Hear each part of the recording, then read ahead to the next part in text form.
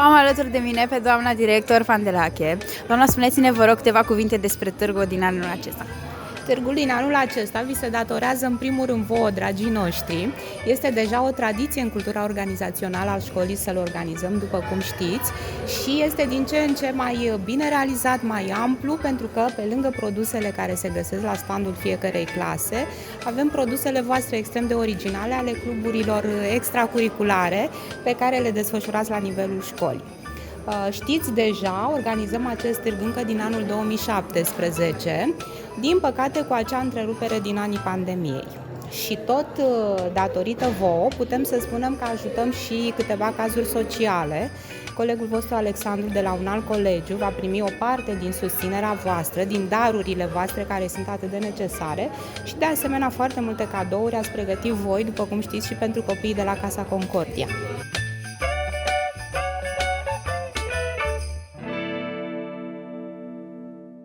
Ne aflăm alături de doamna Suditu, coordonator la organizarea târgului CNILC.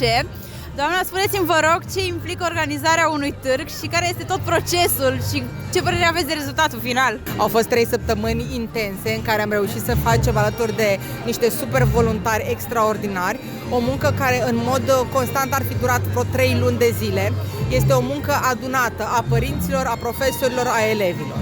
Și este, după cum vezi, o desfășurare de forță. Spre cât de mult a contat implicarea părinților în găsirea acestor sponsori, cât de mult a contat implicarea echipei manageriale în buna desfășurare a întregului eveniment. Și vreau neapărat să mulțumesc Comitetului de Părinți și doamnei inițiator a acestui eveniment, doamna Costina Pandele.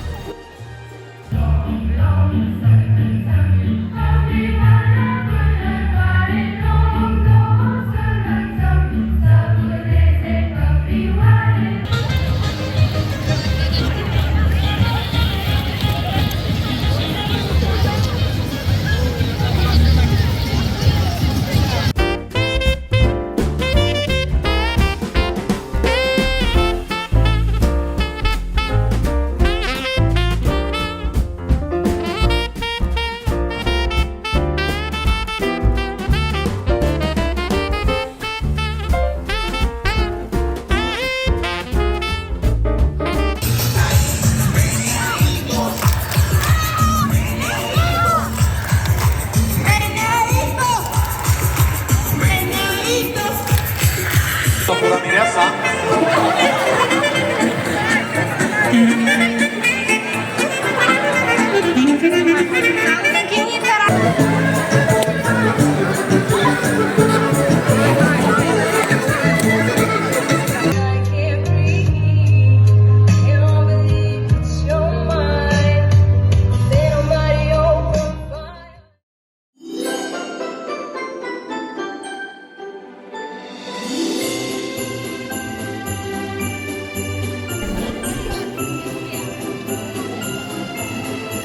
Mă aflu la standul echipei de robotică Eastern Foxes.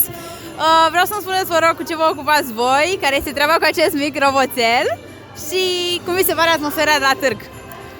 Ne bucurăm foarte mult, în primul rând, că facem parte din acest liceu minunat și ziua aceasta minunată a târgului este pur și simplu de poveste.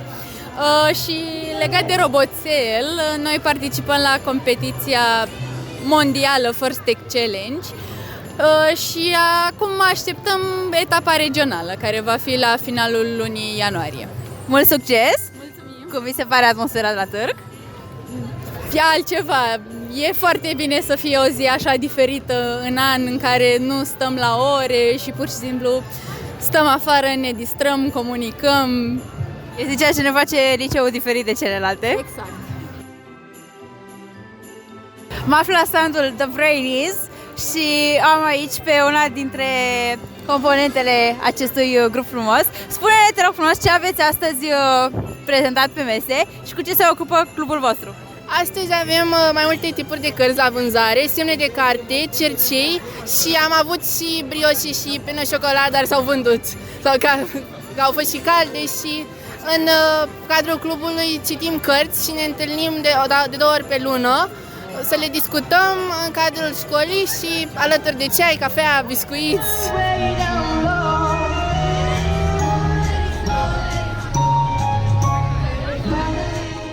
aflu la standul de la Inforobotics. Dragilor, spuneți-mi ce ați pregătit astăzi pentru noi și cum vi se pare atmosfera de la târg?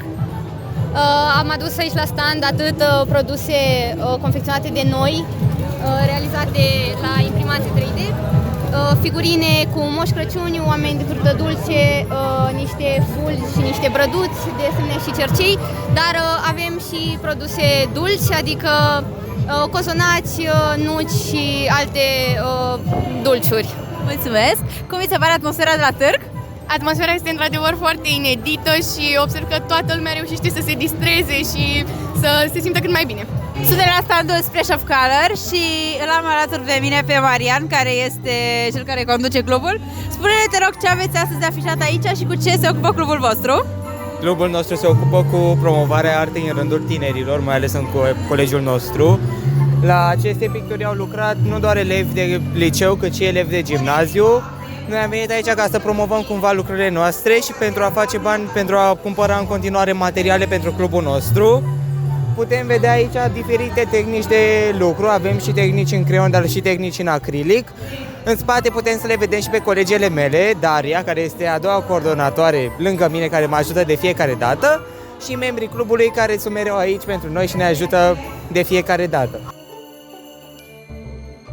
Suntem la standul de la Wild Ink și eu am alături pe doamna coordonator Filoneanu. Spuneți-ne, vă rog, ce aveți astăzi expus la stand și cu ce se ocupă clubul dumneavoastră? Păi, în primul rând, bună ziua, bună, Merry Christmas! Clubul Wild Ink este un club de scriere creativă și, în principal, ne ocupăm cu scrieri literare de tot felul. Și astăzi am adus la târg, avem gratuit pentru toată lumea ultima ediție a revistei de Crăciun. Și chiar vă rugăm frumos să o descărcați, să o răsfoiți. Dulciuri, prăjituri și pentru orice fel de cumpărături oferim gratuit revista de anul trecut. Și avem de asemenea de vânzare la jumătate de preț cea mai recentă antologie de texte care se numește Wildflower's Journey into Watercolor Lights. Și vă așteptăm, sperăm să vă placă ce am scris. Mă aflu la standul de la Clever Minds. Spune-te, te rog frumos, ce aveți astăzi expus asta și cu ce se ocupă clubul vostru? Așa, după cum știți sau poate nu știți, clubul nostru este un club legat de științe exacte. Avem chimie, biologie, am avut și informatică, de chestii de genul. Bun, astăzi ne-am axat mai mult pe chimie, după cum vedeți. Avem molecule 3D, avem ce pe aici, whisky, cafeină, aminoacizi. Ăștia sunt mai simpli, mai frumoși, mai drăguți. Ana, spune-ne, te rog, în ce constă clubul și despre noua carte, Aventurile Spiritului Sperant. Bună, în primul rând, clubul nostru Tai a fost fondat de fapt acum de-abia un an de zile și de atunci până acum facem o grămadă de activități pe bază ecologică, încercăm să facem orașul, nu numai orașul, ci și liceul un loc mai bun și mai curat, iar această carte nouă, precum ai spus și tu, se numește Aventurile Spiritului Sperant, Arborele Înțelept. Este o variantă bilingvă, este atât în limba română cât și în limba engleză, este făcută de elevii, de fapt membrii noștri și alături de doamna Stroie Cristina Severa, care ne-a ajutat în parcursul acesta și arată de fapt toate etapele prin care noi putem trece pentru a ne dezvolta atât pe plan personal cât și pe plan profesional.